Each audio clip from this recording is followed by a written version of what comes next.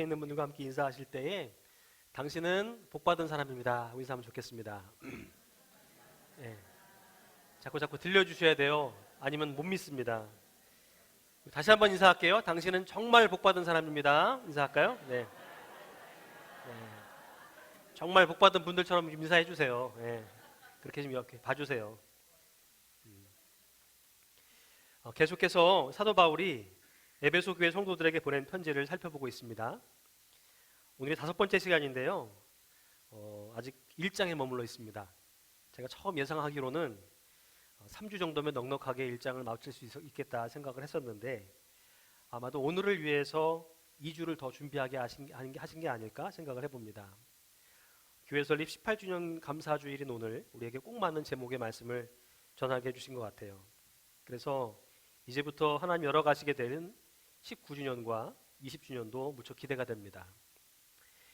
요즘 저는 내년 우리 교회의 표 모토를 두고 기도하고 있습니다.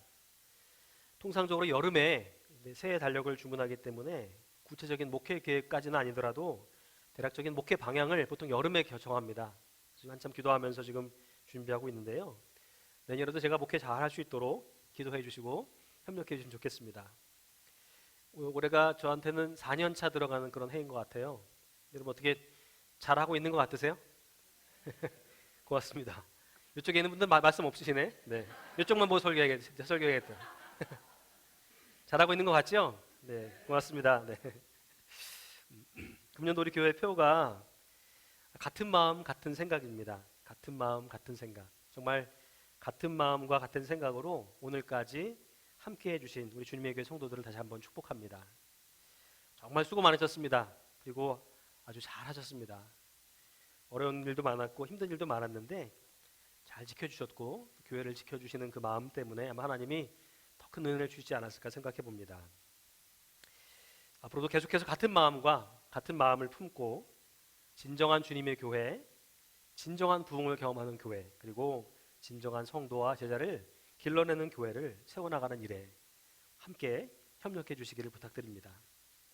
우리가 교회에서 사용하는 말들 중에서요, 잘못 사용하는 말들이 종종 있습니다. 그 중에 하나가 이 창립이라는 말입니다. 창립. 조직이나 기관 등을 새롭게 세울 때에 창립이라는 말을 보통 사용하죠. 그래서 교회가 맨 처음에 세워진 것을 두고도 창립이라는 말을 종종 사용하긴 합니다. 근데 엄밀히 말하면 개교회를 두고 창립이라고 할 수는 없습니다. 왜냐하면 초기 교회 시대에 세워진 첫 교회 이후에 세워진 모든 교회들은 창립이 아니라 설립된 것이기 때문입니다. 이미 초대 교회는 만들어졌어요. 그리고 그 교회의 토대 위에 계속해서 교회가 세워져 가는 것입니다. 우리 주님의 교회도 초기 교회의 신앙과 전통을 이어받아서 이곳 알라바마 몽고메리에 세워진 교회죠. 그래서 우리는 오늘 설립 기념주일을 맞아서 교회 설립 18주년 감사 예배를 드리게 된 것입니다. 특별히 교회는 바른 말을 사용해야 된다고 생각해요. 잘못된 말들이 아니라 바른 말들이 무엇인지를 좀 더 연구하고 또 배울 필요가 있다고 생각하는데요. 이제부터는 우리가 꼭 설립이라고 하는 말을 좀 사용하면 좋겠습니다. 지금까지 우리는요, 다음과 같은 말씀들을 나누었습니다. 특별히 먼저 신약 성경에 대한 책을 소개하면서 신약 성경에서 예수님의 가르침과 생애를 전하고 있는 마태, 마가, 누가, 요한복음 이 네 권의 복음서와 초대교회 역사를 담고 있는 사도행전 그리고 마지막 때에 대해서 전하고 있는 이 요한계시록이라는 책 이 6권을 제외하고 나서 나머지 21권의 책은 다 편지라는 말씀을 드렸습니다. 그러니까 신약 성경을 딱 펼치시게 되면 여러분이 접하게 되는 내용은 그냥 편지인 거예요. 대부분이요. 그런데 이 21권의 편지 가운데서 바울이 쓴 편지가 13권이라는 말씀을 드렸습니다. 앞에 보시는 것처럼 여러분 보시기에 왼쪽에 있는 편지들이 바울이 쓴 편지들이고요. 또 오른쪽에 있는 편지들이 그 외의 저자들을 통해서 쓰여진 편지들입니다. 바울의 편지는 크게 둘로 나눌 수가 있습니다. 구분할 수가 있습니다. 하나는 교회를 향해 보낸 편지와 또 사람들을 향해 보낸 편지로 구분할 수가 있어요. 교회를 향해 쓴 편지와 개인에게 보낸 편지. 그리고 이 편지들 가운데는요, 특별히 바울이 감옥에서 쓴 편지들이 있습니다. 이것을 우리 편의상 옥중서신이라고 부른다고 말씀드렸는데요. 요즘 우리가 살펴보고 있는 이 에베소서라고 하는 이 편지도 옥중서신 가운데 하나입니다. 그러니까 에베소서 말씀을 계속 매주 들으시면서 적어도 이 정도는 좀 알아두시면 좋을 것 같아서 다시 한번 설명을 드립니다. 특별히 바울이 쓴 편지 에베소서 가운데서 그 1장 첫 번째 장은 다음과 같이 크게 세 수로 구분할 수 있습니다. 인사말과 삼위일체 하나님의 구원 사역, 그리고 바울의 기도, 이렇게 구분할 수 있어요. 바울의 기도는 특별히 에베소서에서 두 번 나오게 되는데 그중에 첫 번째 기도가 오늘 우리가 함께 묵상하고 있는 이 말씀입니다. 그런데 바울이 쓴 편지에는요, 공통적인 특징이 있다고 그랬습니다. 꼭 이런 인사말이 나온다는 것이죠. 하나님 우리 아버지와 주 예수 그리스도로부터 은혜와 평강이 너희에게 있을지어다 하는 인사말과 함께 편지를 쓰고 있다는 것입니다. 오늘 아침에 이 말씀을 듣는 저와 여러분에게도 이 은혜와 평강이 풍성하게 경험될 수 있기를 축복합니다. 이어서 바울은요, 삼위 하나님의 구원 사역에 대해 전하고 있는데요, 삼위 하나님의 구원 사역, 성부와 성자와 성령 하나님의 사역을 각각 전하면서 이와 같이 구원의 은혜를 우리에게 주신 것은 우리가 그 은혜를 또는 그분의 영광을 찬송하게 하려는 것이라 라고 말씀하고 있습니다. 여러분, 하나님은 우리를 선택하시고 예정하셔서 구원하신 것은요, 우리로 하여금 하나님을 찬양하게 하고 그분의 영광을 노래하게 하기 위함입니다. 우리가 어떤 환경에서 내가 계획한 대로 일이 이루어져 가고 있고 또 일이 계획한 대로 이루어지지 않고 있다고 할지라도, 문제가 없이 그냥 편안하게 살고 있거나 문제가 많아서 지금도 어려움을 겪고 있다 할지라도 우리의 주변에 상관이 없이 구원받은 우리들에게는 하나님의 은혜, 하나님의 영광을 찬송하게 하는 의무가 주어졌다는 거예요. 여러분 모두는 그러니까 어떤 삶을 사셔야 되는 거예요? 하나님의 은혜와 영광을 찬송하는 자의 삶을 사셔야 된다는 것입니다. 그게 구원받은 자들에게 주어져 있는 부르심이라고 하는 것이죠. 그리고 에베소서의 성도들을 위해서 바울이 두 가지를 기도하고 있는데요, 그는 이렇게 기도합니다. 지혜와 계시의 영을 주사 하나님을 알게 하시고 성도들이 소유한 복을 깨닫게 되기를 위해서 기도해요. 첫 번째 기도 제목이 하나님을 아는 지식을 위한 기도였다고 한다면, 두 번째 기도 제목은 우리에게 영적인 깨달음을 주시옵소서라는 그런 기도였습니다. 바울에 따르게 되면 모든 성도들에게는 세 가지의 복이 주어집니다. 특별히 첫 번째 복은 우리가 새로운 삶을 살아가도록 부름받은 사람들이 되었다고 하는 축복입니다. 예전에 우리들은요, 죄와 율법 속에 지배를 받으며 살았습니다. 근데 예수님이 우리의 죄를 대신해서 십자가에 달려 돌아가심을 통해서 이 죄와 율법의 심판에서 완전히 해방이 되게 되었어요. 그래서 우리는 부름의 상을 위해서 소망을 품고 오늘도 표대를 향해서 달려갈 수 있게 된 것입니다. 부르심에 대한 확신만 있다고 한다면 우리는 어디든지 주를 따라갈 수가 있고 아낌없이 그리고 감사하며 섬길 수 있다는 거예요. 삼위 하나님의 구원 사역을 통해서 성도들이 누리게 되는 복, 그 두 번째는 우리 안에 하나님의 부요함을 주셨다고 하는 것입니다. 부요함. 믿는 자들에게는 상황에 상관이 없이 늘 풍성함과 넉넉함이 안에 있다는 거예요. 성경에 따르게 되면 하나님은 우리의 모든 쓸 것을 풍성하게 채워주시는 분이십니다. 그래서 우리는 하나님이 약속하신 이 풍성함을 늘 기대해야 한다는 것이죠. 나 같은 사람도 하나님 사랑하실까?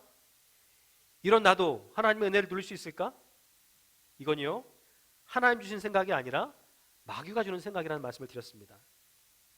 하나님은 은혜가 풍성한 분이세요. 우리가 이 하나님을 신뢰할 수만 있다고 한다면 우리는 언제든지 그 부르심을 따라갈 수가 있다는 것입니다.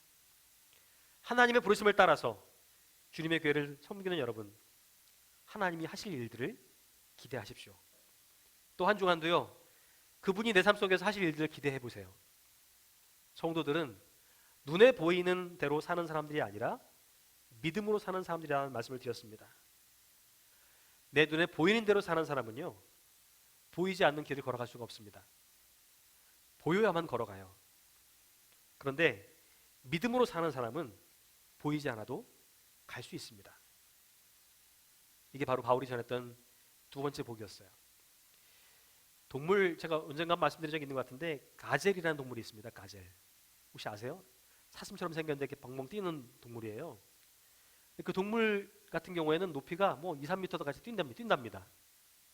그런데 이 동물의 단점이 뭐냐면 자기 눈앞에 뭐라도 하나 딱 세워놓잖아요. 이렇게 벽을 딱 가려놓으면 그걸 못 넘는다는 거예요. 자기 앞에 벽이 안 보이면 3m까지 뛰는 애가 자기 앞에 있는 담장을 보면 못 뛰어넘는다는 게 이 가젤이라는 애의 특징입니다. 근데 저는 이 말씀을 묵상하면서 이런 생각이 들었어요. 우리는 정말 보이는 대로 사는 사람인가? 아니면 보이지 않는 믿음대로 사는 사람들인가? 충분한 능력을 주셨고 3m 이상을 뛰어넘을 수 있을 만큼 그렇게 풍성한 은혜를 주고 계심에도 불구하고 당장 눈앞에 보이는 그 작은 문제들과 아픔 때문에 뛰어넘지 못하는 삶을 살 때가 참 많다는 것이죠. 근데 바울은 이 복을 깨닫는 영적인 지혜가 우리에게 있어야 한다고 지금 기도하고 있는 것입니다. 바울이 마지막으로 전했던 복은요, 하나님의 능력이 얼마나 크고 놀라운 것인가에 대한 것이었습니다. 하나님의 부르심이라는 것이 우리의 과거를 돌아보게 만들고 그 기업의 풍부함이 우리 미래를 꿈꾸게 한다고 한다면 하나님의 능력은 이 둘 사이에서 우리가 날마다 누리게 되는 은혜라고 하는 것입니다. 하나님의 능력은 특별히 다음에 세 가지 사건에서 분명하게 드러났습니다. 지난 주간에 주일에 여기까지만 제가 소개를 하고 이유 말씀을 못 드렸었는데요. 첫 번째는 죽은 자들 가운데 다시 살리시고 하늘에서 자기 오른편에 앉히사 모든 경쟁자보다 뛰어나게 하셨으며 하나님이 그를 만물 위에 교회의 머리로 삼으셨다 하는 말씀입니다. 오늘 본문의 말씀인데요. 20절 말씀 한번 같이 한번 읽어볼까요? 시작.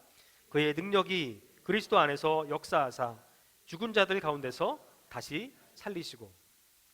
하나님은 먼저 죽은 자를 살리시는 능력, 즉 부활의 능력을 지닌 분이다라고 바울은 이야기합니다. 실제로 성경은 예수님이 죽으셨다가 다시 살아나셨는데 그렇게 부활하게 하신 분이 바로 하나님이시라고 전하고 있습니다. 아마도요, 죽음만큼 우리에게 혹독하고 가차없는 것은 없는 것 같아요. 우리 중에 누구도 그 죽음을 미룰 수는 없습니다. 어떤 능력으로도 지혜로도 경험으로도 이걸 막을 수가 없죠. 그런데 사람이 할 수 없는 일을 하나님은 하신다고 성경은 이야기하고 있습니다. 하나님은 예수 그리스도를 죽음 가운데서 다시 살리셨다고, 자연의 이치와 섭리를 완전히 역전시키셨다고 전하고 있다는 것입니다. 우리 하나님이 어떤 분이라고요? 역전의 하나님이라는 거예요. 역전의 하나님. 오늘 함께 예배드리는 여러분들이 믿는 고백하는 하나님도 역전의 하나님입니다. 역 앞에 계신 하나님이라는 뜻이 아니라 2대 0으로 지고 있는 상황에서 3대 2로 다시금 이기게 바꾸신 하나님이라는 거예요. 그러니까 여러분, 이 하나님을 기대하셔야 돼요. 지금 내가 좀 지고 있다고 해서, 내가 좀 밀리고 있다고 해서 거기에 내가 좌절하고 낙심하고 마는 것이 아니라 언제든 나의 인생을 다시금 역전시키실 주님을 기대해야 한다는 것입니다. 이게 바로 이 땅에 살아갈 성도들의 삶의 모습이라는 거예요. 이를 위해서 우리를 구원하셨다는 것입니다. 바울은 에베소의 성도들이 이걸 깨닫기로 해서 기도했어요. 믿는 우리에게 베푸신 능력의 지극히 크심이 어떠한 것을, 얼마나 큰 것인지, 얼마나 위대한 것인지를 너희로 알게 하시기를 구하노라. 이 말씀을 듣는 우리들도 이 은혜를 깨닫는 은혜가 있으면 좋겠습니다. 그리고 또 한 주간에도 이 은혜를 경험하고 한번 누려보는 한 주간이 되면 좋겠어요. 이제 새로운 달 6월이 시작되었습니다. 6월에는 역전의 기적, 역전의 능력을 경험하는 저와 여러분 될 수 있기를 축복합니다. 이런 하나님의 능력은 다음 구절에서도 확인할 수가 있습니다. 다음 절인데 한번 읽어볼까요? 시작. 그의 능력이 그리스도 안에서 역사하사 죽은 자들 가운데서 다시 살리시고 하늘에서 자기의 오른편에 앉히사. 하나님은 또 예수님을 살리신 뒤에 그분을 자기의 오른편에 앉히셨다고 말씀하고 있습니다. 오른편에 앉히셨다, 무슨 뜻일까요? 예수님을 최고의 자리에 지금 앉히셨다고 하는 뜻입니다. 만물의 주인으로 삼으셨다는 얘기예요. 바울이 전한 또 하나의 하나님의 능력은 모든 것을 다스리시는 능력이었습니다. 어떤 것도 그분을 이길 수 없다는 것이죠. 모든 문제든 아픔이든 그것 하나님 앞에 아무것도 아니라는 것입니다. 다 다스릴 수 있다는 거예요. 21절과 22절 말씀 한번 같이 읽어볼까요? 모든 통치와 권세와 능력과 주권과 이 세상뿐 아니라 오는 세상에 일컫는 모든 이름 위에 뛰어나게 하시고 또 만물을 그의 발 아래에 복종하게 하시고, 하나님은 모든 것 위에 뛰어나실 뿐 아니라 이 세상의 어떤 것도 하나님의 다스림 아래 있지 않은 것이 없다라고 전하고 있습니다. 만물이, 모든 것이 그분의 발 아래에 있고 우리의 인생도 결국 하나님께 달려 있다고 지금 말씀하고 있는 거예요. 그런데 우리는 모든 것이 내가 하기에 달려 있다고 생각할 때가 참 많습니다. 내가 잘하면 될 거야, 내가 믿은 대로 될 거야 하고 얘기할 때가 많다는 것이죠. 모든 것을 다스리시는 하나님께 능력을 구하기보다는 자기의 지혜와 경험을 토대로 해서 일단 해보고 난 뒤에 안 되면 그때 가서 구하면 되지 하고 생각한다는 것입니다. 하나님의 뜻과 계획보다는 자기의 뜻과 계획을 이루는 데에 더 많은 시간을, 노력을 쏟아붓는다고 하는 것이죠. 그래서 내가 꿈꾸는 인생과 내가 꿈꾸는 가정, 내가 꿈꾸는 교회와 직장을 만들어 가려고 애를 쓴다는 것입니다. 그러니까 아무것도 하지 말아라, 제가 이 말씀을 드리는 게 아니에요. 그것이 정말 하나님이 원하시는 것일까? 제가 말씀드리는 것입니다. 그것이 정말 하나님 원하시는 길일까? 하나님이 이끌어 가실 수 있도록 최선을 다해서 살아가는 것과 내가 최선을 다해서 삶을 이끌어가는 것은 다른 것입니다. 하나님이 나를 이끌어갈 수 있도록 내가 최선을 다하는 것과 내가 최선을 다해서 내 삶을 이끌어가는 건 다른 거예요. 성경은요, 하나님께서 만물을 그의 발 아래 복종하게 하셨다고 전하고 있는데, 하나님의 다스림을 받으며 살아가기보다 오히려 하나님을 내가 다스리며 살아가고 있지 않느냐는 것입니다. 나의 필요에 따라 그냥 내가 필요한 걸 달라고 하면 주시는 분 정도로만 여기고 있지 않냐는 거예요. 근데 여러분, 이게 바로 우상입니다. 뭘 만들어내고 뭘 붙여놓고 해서 우상이 아니라요, 내가 원하는 그 무언가를, 내가 추구하는 그 무언가를 위해서 하나님을 이용할 때에 그것이 바로 우상이 된다는 거예요. 내가 필요로 하는 것 때문에 하나님 이용하려고 할 때 그게 바로 하나님을 대신해서 우상이 된다는 것을 성경은 말씀하고 있다는 것입니다. 그래서 필요할 때 내 요구나 들어주는 알라딘의 요술램프 같은, 그런 속에 나오는 지니 같은 분으로 여기고 있지 않냐는 것입니다. 감사하게도요, 저는 하나님과 지니를 확실하게 구별하며 살고 있습니다. 저희 집에도 지니가 하나 있거든요. 제 아내 이름이 안진입니다. 안진이. 저에게는 요술램프 같은 그런 사람이죠. 이번에 잘했지? 제가 일부에 얘기했는데 일부에 없었어요, 이 아내가. 그래서 제가 아내가 얘기 들었어야 되는데 제가 했는데 오늘 또 같이 있어가지고 제가 얘기.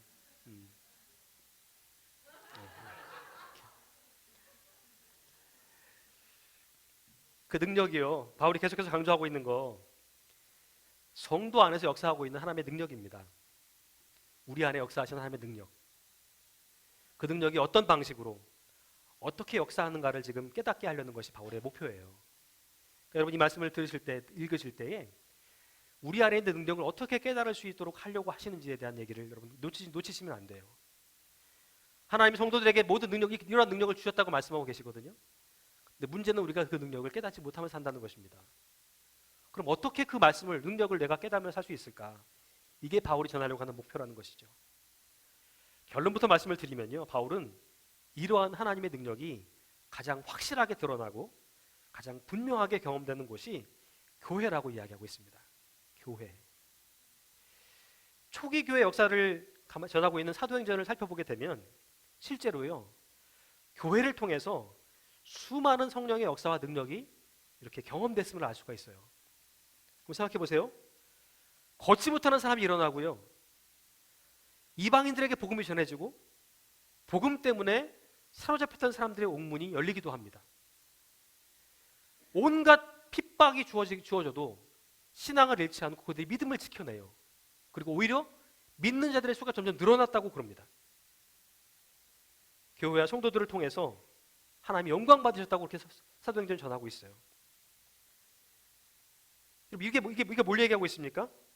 정말 교회를 통해서 하나님이 그들 안에 있는 능력을 깨닫게 하셨구나.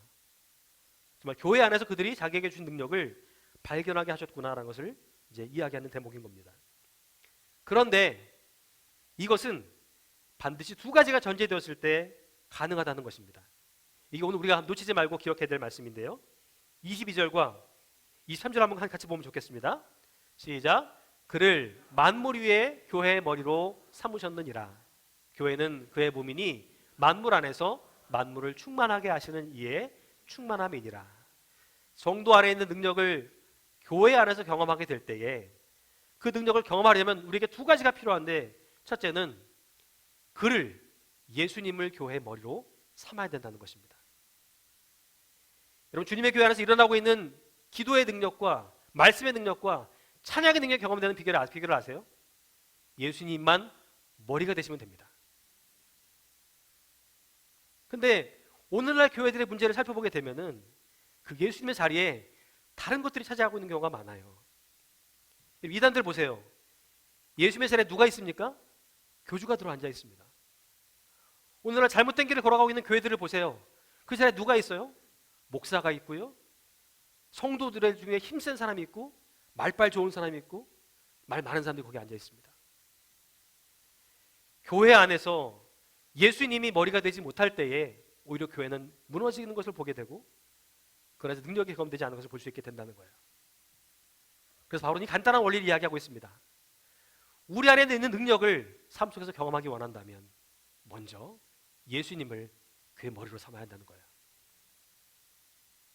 예수 그리스도가 모든 만물의 머리가 되시는 것처럼 교회의 머리가 되실 때에 이 일들이 가능하다고 하는 것입니다. 그리스도 외에는 누구도 머리가 되서는 안 된다고 하는 것이죠. 오직 주님만이 머리가 되셔야 된다는 것입니다.